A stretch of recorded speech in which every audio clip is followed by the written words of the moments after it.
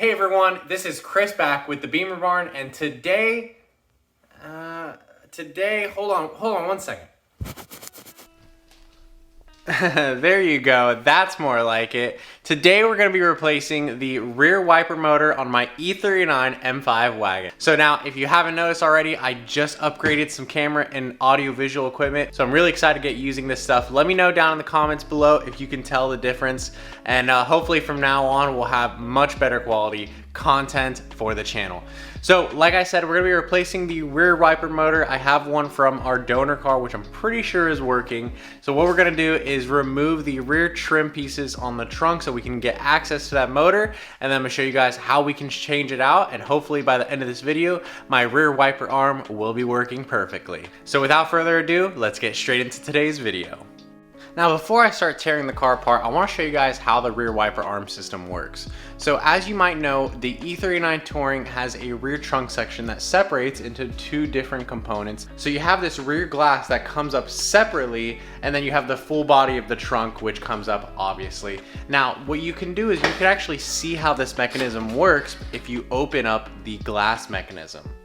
So here is our wiper arm, obviously. It goes through the glass and it goes to this pivoting arm right here on the back side. So this pivoting arm that goes through the glass, that's what controls the wiper arm. So if I was to lift this wiper arm, you can see that it moves with that there. And this little pivot pin is very important because it goes into the motor, which you can see right here. So the motor has a little opening for that dowel where the pin goes in, and then once the two are aligned, it grabs that arm and it rotates it and causes that motion. So one thing that's really important is if you hear the motor whirring but you don't see the rear arm moving, it could be because this pin is missing. And I say that because I had to grab this pin off of my parts car because this car didn't have it. But you can see it's spring loaded and it's got a C-clip, like a C-clip on the backside that keeps it from poking all the way out. And most importantly, don't move the position of your wiper arm when the glass is lifted up, because then the arm might not line up properly with the motor and you might break something.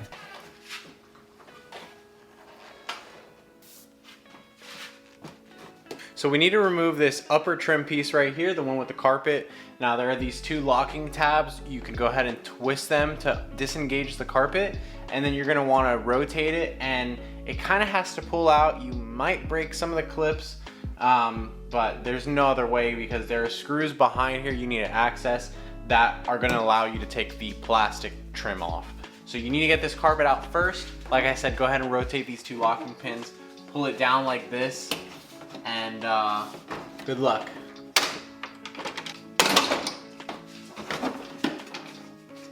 So we've got the carpet off. I'm gonna go ahead and remove the few screws here, and I'll show you guys exactly how that carpet piece was held in.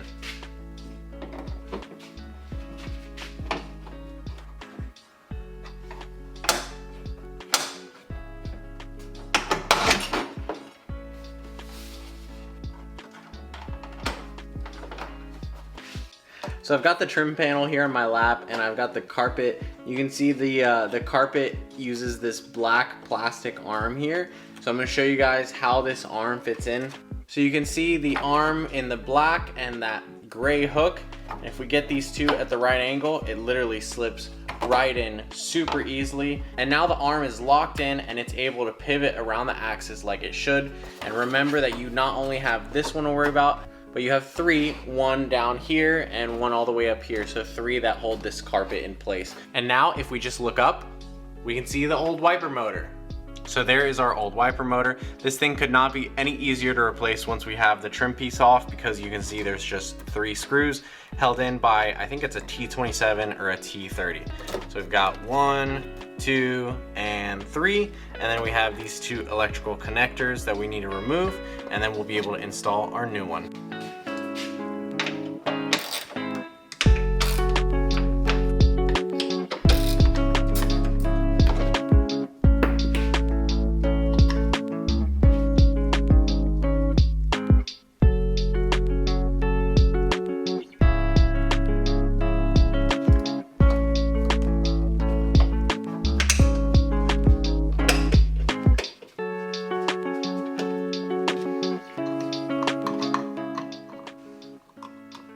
Now with those 3 screws installed, our installation is complete. I'm gonna go ahead now and close the trunk without putting the trim back on so I can test and make sure that this motor works and that we don't have any other issues in the system.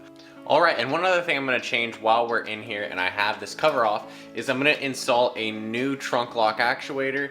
That's because I keep getting this error message, maybe you guys saw it in some of the videos, but it keeps saying that the trunk lid is open when I'm driving. So the other reason that I'm going to be replacing this as well is because of a key feature, and that is the emergency lock mechanism. So this is really cool. You know, when the car goes into a locked position, if you have a dead battery, if you're stuck inside of the car for anything, you're able to pull this little plastic cord and it disengages the lock and allows you to escape. So this is a really cool safety feature, and the old one on the car has this like cut off and completely useless, and I wanna make sure that I have that feature on the car moving forward. So maybe 2 birds with 1 stone, we fix our trunk lid open fault, but at least we get this safety feature back in. Let's go ahead and install this. It's just 3 T30 screws, goes right in place.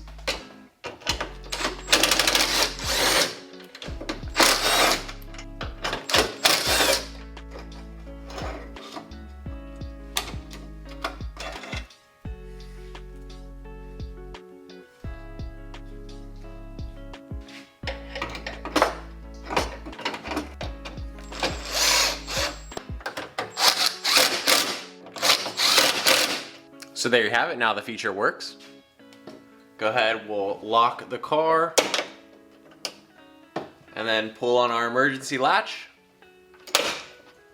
and it unlocks it. Now we've got both of those new components installed, new or used should I say, and I went ahead and cleaned up some of the harness wiring for the trunk because someone was definitely in here before me. Don't know why, but we went ahead and tucked all the harness wires back into the trunk so that they're not just like hanging out and about freely, and it looks a lot cleaner under here now. So now I'm gonna hop in the car and we're gonna test if the rear wiper is working.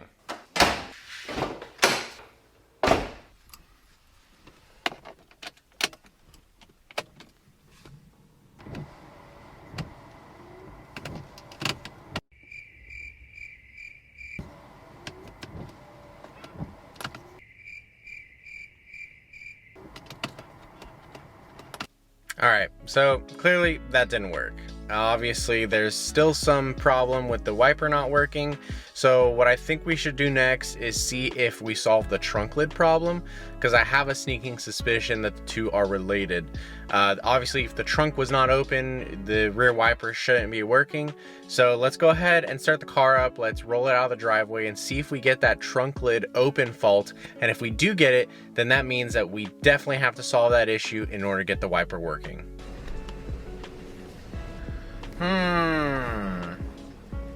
Well, that answers our question. It still thinks that the trunk is open. So I guess that just about solves our riddle. It must be something related to the trunk being open that's causing our issue.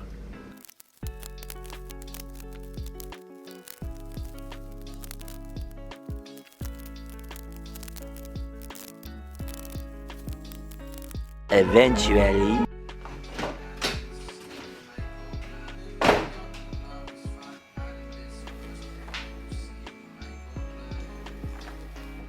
Status update, we got it figured out.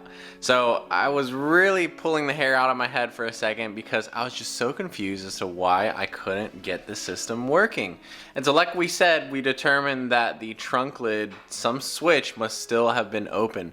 And the last thing for us to have replaced was gonna be the lower contact switch down here, and that would register whether this large lid is open or closed. So we replaced that and I was still getting the error and the rear wiper was still not working, so I knew I had to pull out the big guns.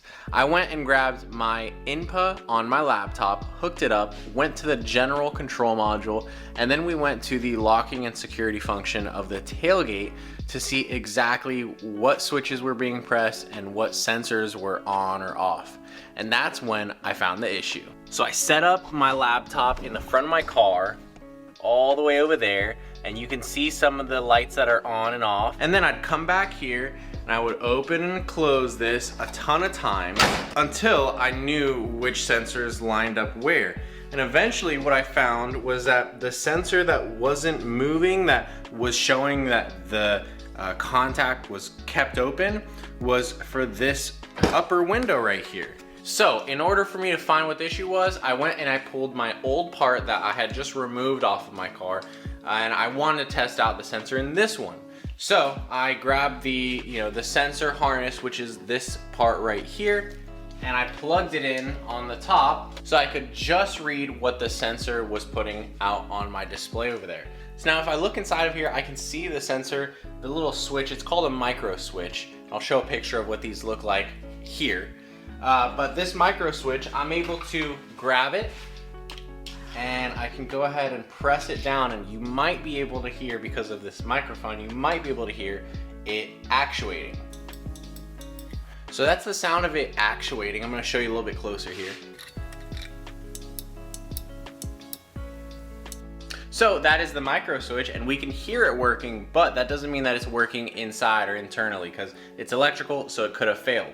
But when we look and we press this button and we look at the screen on the input, it reads that the switch opens and closes. So I knew this switch was good. Now at that point, before I went and swapped this back in again, I wanted to make sure that the one I put in was bad. So I disconnected the harness. Now I reconnected the harness over here, and now with it reconnected, I can go ahead and test this micro switch because I was able to see it. And if I test this one, I'm able to see that it does work as well. So this is what really confused me at this point, because I was realizing, okay, well, both of the switches work, so the sensors must work. So for some reason, there must be some adjustment wrong in this mechanism and it's not working correctly. So guys, what I realized is this: the mechanism has two locking modes.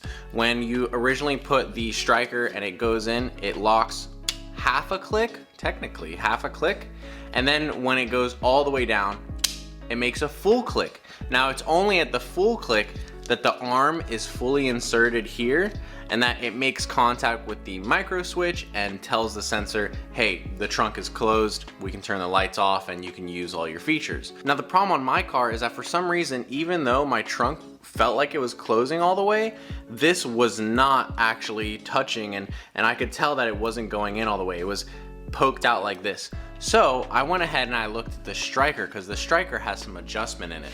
This striker had to come out about 10 turns before it was making a full complete lock with the lock assembly down there.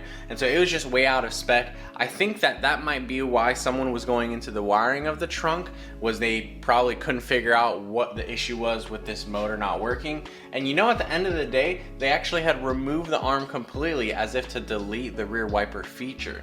And guys, I'm not sure that this is a common issue, but I really wanted to share with you guys the process by which we try to find the issue here. At first, I tried to just throw some parts at it because I knew that I wanted some of the better parts from that parts car. But at the end of the day, it just ended up being some weird, mismanaged or misaligned striker here, which was not allowing the assembly to close all the way. So, now we have it perfectly latched, and I'm going to show you guys what the double locking feature looks like. So here it is, completely closed. If I grab the switch right here and open it, it'll disengage the lock completely to where I can grab this and pull it up. Now, if you're going to close it, you do have to normally add a little bit of force, because if you don't, you're going to get it in the half lock position like it is now. So currently it's half locked, where it's not gonna let this window open. So if you by accident, did this, someone could think that your car was unlocked, but really it's not. And then you've got the full close position, which you can get just by pressing it down a little bit with your weight, if it's correctly adjusted. But otherwise, to correctly do it, you would, push down a little bit when you put the window down. So that makes a really good seal, and that way you're certain that the rubber seal around the outside here is going to keep any vapor, water out. And as you can see, our wiper works now, and so I'm super happy because we fixed the issue. Alrighty, finally the moment we've all been waiting for. Key position 2. Take this Johnny boy, point it forward. It works, folks. It works. You can ignore my dirty door right there. I need to clean it. But man, look at that, that's cool. And if we go forward one more notch, we'll also get the spray. So that's going forward one notch, and if we go forward the last notch, it'll give us the spray. There you go, and then this is the front spray. And obviously it puts the front ones on. So it works, guys. I'm super happy. Like I said, I was pulling my hair out for a second trying to get this issue fixed, because I just want to make this video about it, share with you guys, and just got, you know, I love my wagon here, and it's a kind of a specific feature to have that rear wiper. So I hope you guys enjoyed watching. Shout out to all my BMW touring guys that are having touring specific problems out there. I wish you the best of luck with diagnosing all your own problems. For now, that is going to conclude our video for today. I have a lot more plans for this car. I'm waiting on some parts to arrive for the 335i so we can get started on restoring that one. So there's going to be a lot of DIY videos on that car coming up. And again, if you enjoyed this video, leave a like or comment down below. If you haven't yet subscribed to the channel, consider doing that now, because we have a lot more BMW content planned. But as always, I hope everyone has an awesome day, and we will see you in the next video. Oh, and guys, one last thing. If you made it this far in the video, you probably want to hear the news. We have our stickers finally done, available on the website, up for sale. Guys, these things look great. Go ahead, grab one, grab two, throw them on your car. Help support the Beamer Barn brand. The stickers are $5 a piece with free shipping, and they're all hand mailed by me. So if you purchase a sticker, I really appreciate it. And if not, I appreciate you watching anyways. We'll see you next time.